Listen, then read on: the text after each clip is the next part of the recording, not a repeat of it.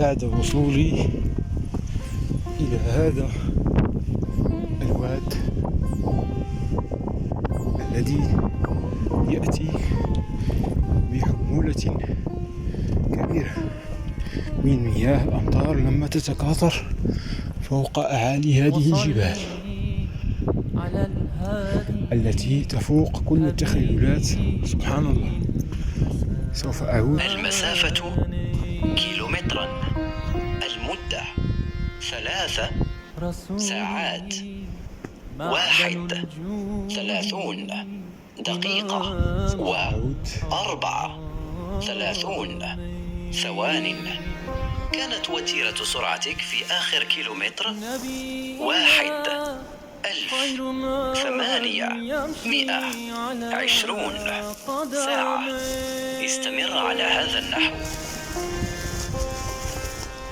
يا عاشق صلوا على سيد أعود الكون إلى اتجاه الغرب لأن الوقت لن يكفيني إن استمريت. وآله وأصحابه الميامين يا نبي صلى الله عليه استمريت في الذهاب نحو اتجاه الشرق.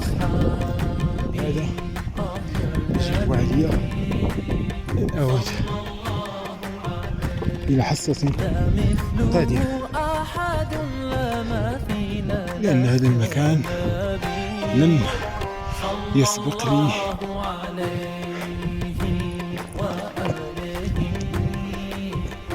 تسجيل أي حصة عليه إن لم تخني الذاكرة.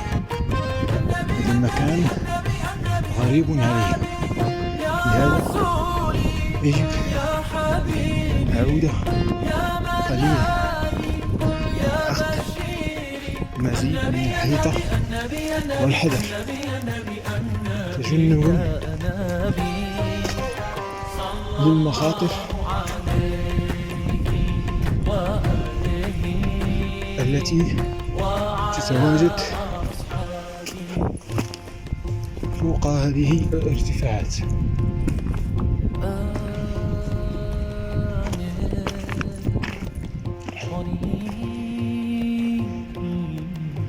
كما يجب علي أن أنتبه من بعض الحيوانات البرية التي تتواجد في هذه الأماكن.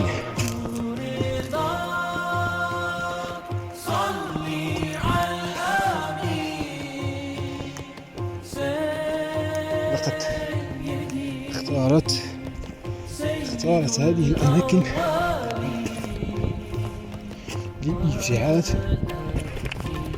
عن البشر. لهذا لا يجب علي أن أمر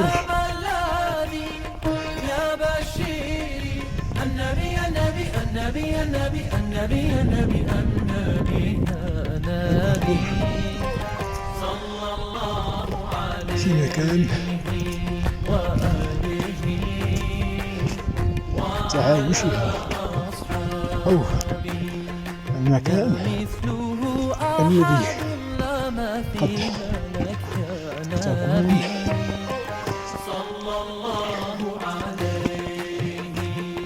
ترعى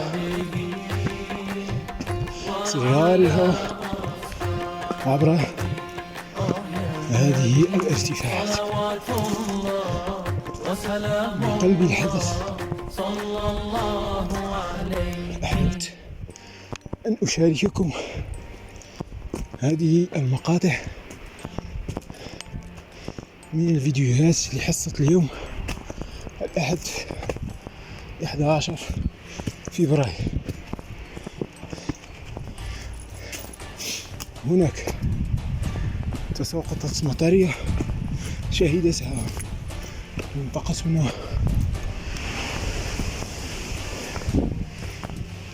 يوم الجمعة والسبت.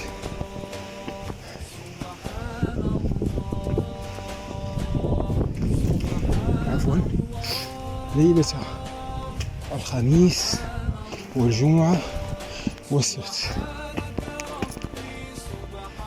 اليوم الأحد هناك قد أرى بعض الغيوم في السماء.